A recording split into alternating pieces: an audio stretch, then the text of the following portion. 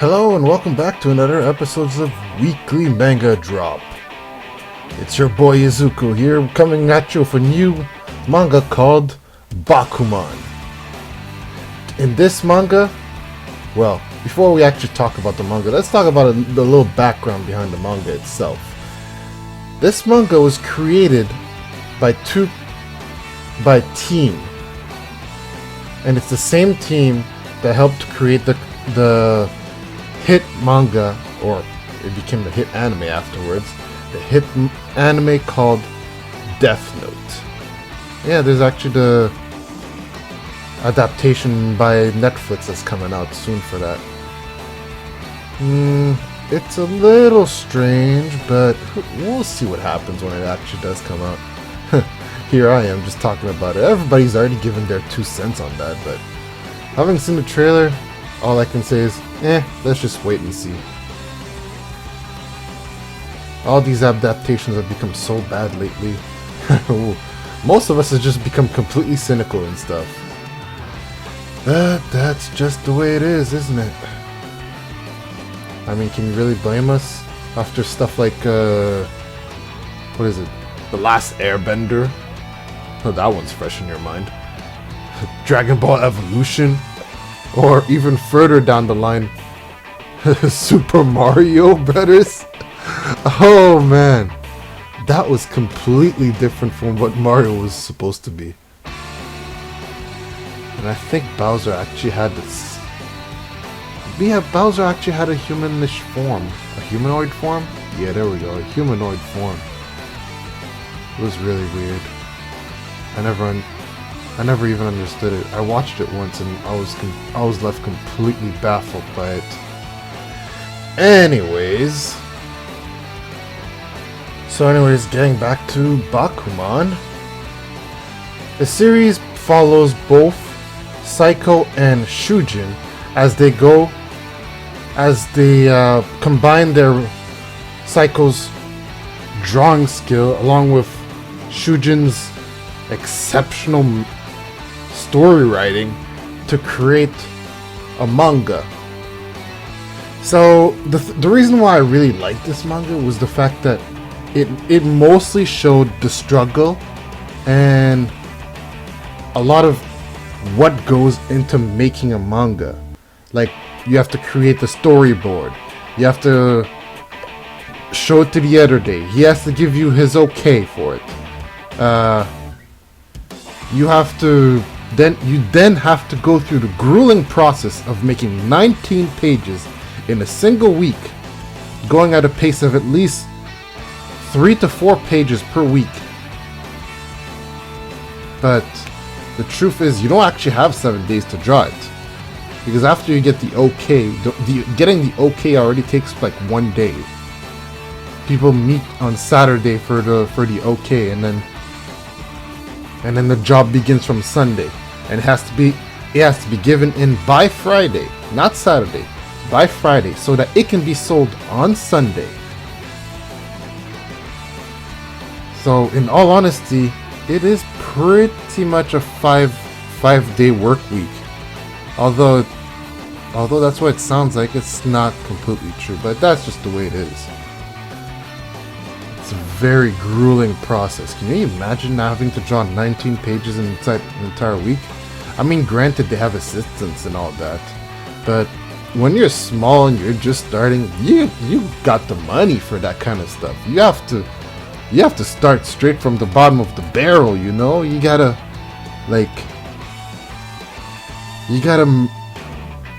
get by on your own, and always especially when you're just starting and you finally got approved to make a series, the first chapter is oftentimes around 25 pages. I mean, granted, by the time that you actually give in this chapter, you've gone much further, and you've probably experimented with as much as you can, unless you're a genius. Geniuses have it easy.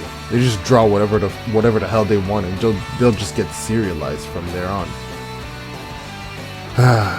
They even explain how people get paid and all that. Like, when you're newcomers, you get paid like 9,000 yen per page. And if you're releasing a one-shot can be anywhere between 30 to 45, no, all the way to 60 pages. You can imagine how much that would cost. That's pretty expensive. Well, no, it's decent money, but considering all the work that you put into it, especially for like a one-shot or something, it's not really worth it. And now I'm getting completely... That's the thing, there's so much in this manga that explains so much. You start to really understand the whole mindset behind mangakas and their whole struggle and all that, and you're like, okay. So if there's anything I got from this manga is that I've softened up from all the other people online that are just like, more chapters, and you're just there like, well, the manga's released weekly, man, you can't rush it more than that. And some of it released bi-weekly, though the ones I release bi-weekly are very rare. Well, I guess they're rare online. They're probably not that rare if you actually live straight in Japan or anything. Monthlies are appearing more often, and a lot of the time the monthlies are some of the most interesting ones. Though monthly usually has around 23 to 30 pages, depending on a bunch of things. But getting back to the story, because I have just completely derailed off of this, and basically Saiko tries to gain the affections of a certain girl who is aiming to become a voice actress. Don't worry, I'm not really spoiling too much. This all happens in like the first 2 chapters, so it's not really an issue. But they make, I'm not sure if you could consider it to be like the most romantic thing or the most annoying thing. But some people find it romantic, some people don't. They basically make a promise to get married when the girl finally plays the lead voice actress in the anime that he's trying to make the manga for. So it's a thrilling story, though people prefer Shujin's love rather than the main character. Well, technically it's they're dual main characters, but prefer it over Saiko's main love interest, because Shujin actually has development and all that. I won't exactly say right away who his love interest is, but that comes down way further down the line. But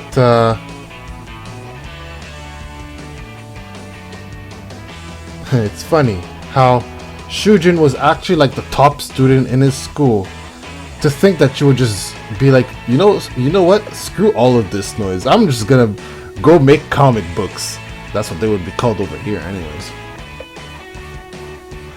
I mean, over here, nobody really bat more of an eye than that, because people are a lot more free. But Japan, I feel like Japan is more like one of the biggest victims of mob mentality ever. Like, people really want to be accepted in society so much, and manga is looked down upon in Japan. It's the weirdest thing. In the country that it comes from, it's looked down upon.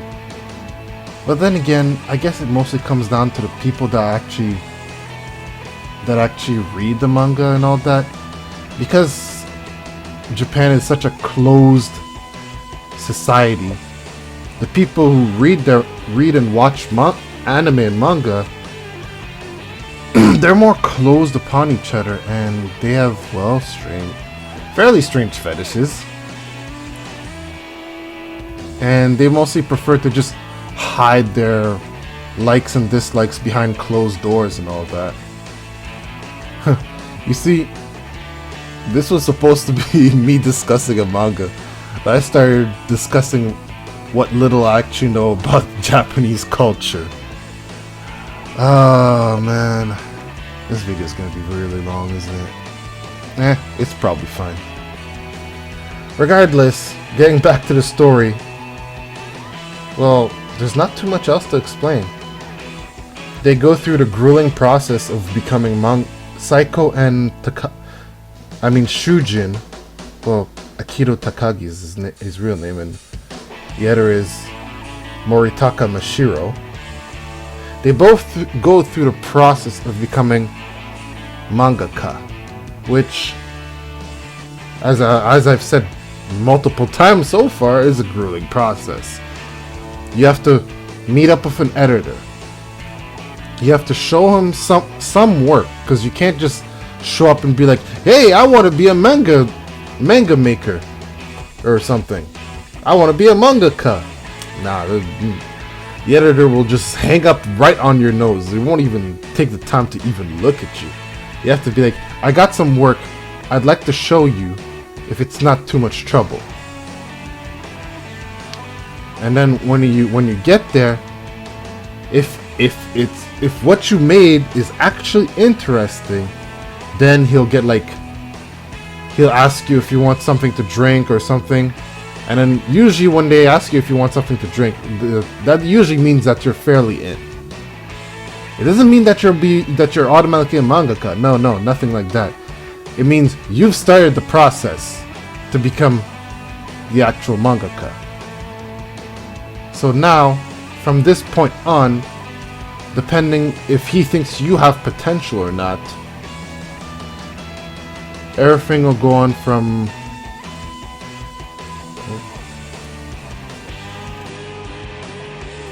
So basically, everything from then on is he'll take the work that you submitted and he'll bring it to basically the editor meeting. And during the editor meetings, all of how do I explain this in a way? I mean, there's a lot of stuff that needs to be explained. Like, you have each table. No, you have an office that's separated into parts. You got people who were split up in like you know how like those separators back in school kind of thing, and then each part of those is somebody's desk. Except there's no separator really. The separator is kind of there, but like at the same time it's not. It's a strange thing. But basically, for each table like that, there's one person who's in charge of all the editors there. And then presiding over those people that are in charge of the editors is the vice editor-in-chief, and then finally the editor-in-chief. So these are the people that'll be inside the meeting during where your work will be presented with all the other works. So whoever your basic the manga itself basically needs to pass more, at the very least,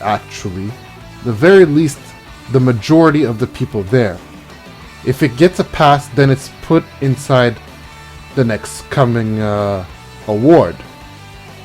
Or it can be passed off for the serialization meeting, which happens, I believe, each trimester or so. Like, I know there's one in December that happens, so that's why new mangas start coming in January.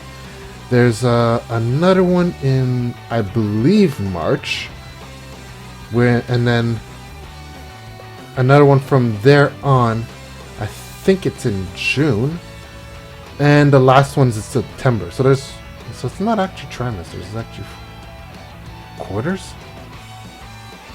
Man, that's gonna sound so weird on the video. Should I edit this up?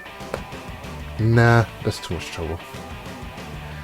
Anyways, once it passes that, then finally you're put inside the book, and then from there on, it's the readers that actually vote. So if you end up like, I don't know, first or second place, or even third place, the manga that you wrote, or the chapter that you wrote, really, will finally be considered for serialization, which is to say, you enter the weekly Shonen Jump. Although this whole long step can be skipped over if you've already had like a serialization with them. For if you already been with them, you can skip all that. You just be like, I'd like to present this for the next serialization meeting, and your editor will be like, okay, after he checks it and all that, okay, I'm gonna bring it to them. Okay, I'm gonna bring it to them. If he likes it, if he thinks it's okay enough. If he doesn't think it's okay enough, well, maybe it's time that you look within yourself and see what utter failure you are. Nah, I'm just playing you, kid. Oh man. Anyways, so returning back to Bakuman. All this is actually explained in Bakuman. I believe Bakuman has like 26 books in a series, so it's not overly long. It's 176 chapters, I believe. Although recently 2 extra chapters were put out, which gives more of Shujin's backstory on why he decided to become a mangaka and how he discovered what led him to become Saiko's partner. But anyways, I should really end this here. Anyways, the book's great. You can find it at, I don't know, you can find it at Chapters, you can find it at Kohl's, you can find it on Amazon. I think they have it on eBay as well. Yeah, they have it on eBay. They have everything on eBay these days. I even think you can find it on Kijiji, or if you're lucky, you can find it at your local anime conventions. It's a fairly popular book, though not too many people talk about it too much, because, I don't know, I guess the fact that it came from someone, well, from the people who made Death Note, they didn't really expect something that was lighthearted like this. This manga mostly feels, if nothing else, educational. It's got great comedic timing. The art is, well, it's the same art that in Death Note, so you can expect the art to be on point and good. And for all intents and purposes, I very much enjoyed reading this. I actually have a bunch of the books collected. I should probably get around to actually finishing the collection, though. I stopped at 21. I only have 5 books left. I should really finish that. Anyways, I'm gonna thank you guys for watching, and I'm gonna wish you a good night and God bless.